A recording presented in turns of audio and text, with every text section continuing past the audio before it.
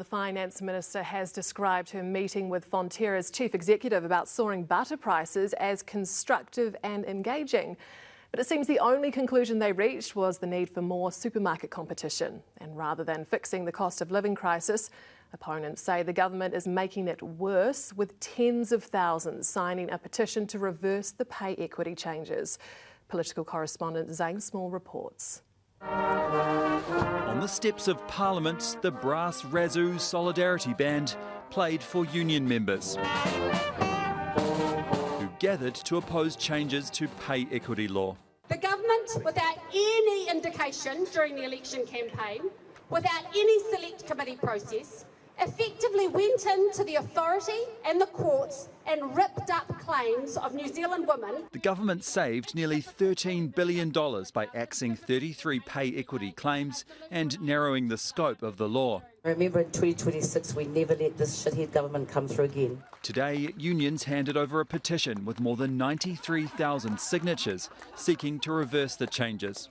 From the numbers that I saw, I was surprised at how small it was, to be honest. Labour's Jan Tinetti says the law change meant women missed out on a pay rise. This is critical to cost of living. Finance Minister Nicola Willis met with Fonterra's chief executive last night about the soaring cost of butter. I'd characterise it as a constructive and engaging meeting. So what did she learn from Miles Hurrell? In recent years, butter, which was once an unfashionable product, has gone into huge demand globally, and that's reflected in the price that people are prepared to pay for it internationally. Though it seems the only conclusion from the briefing about how to reduce the price of butter for New Zealanders was to increase supermarket competition. We will never be able to control global dairy prices.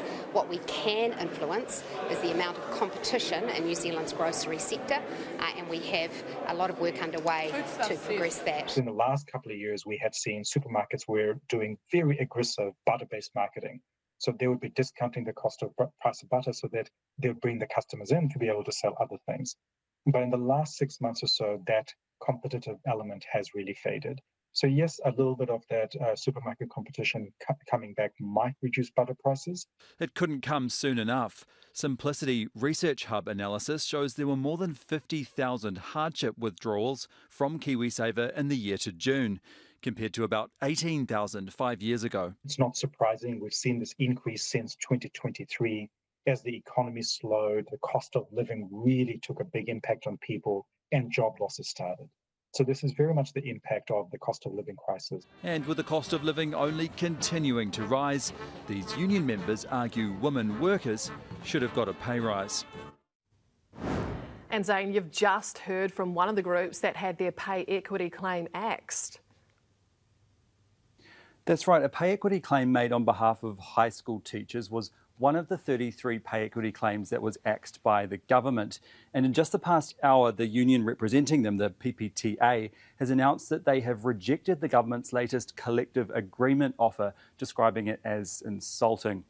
The union says the offer included a pay rise of 1% per year for 3 years and a $2,500 annual payment.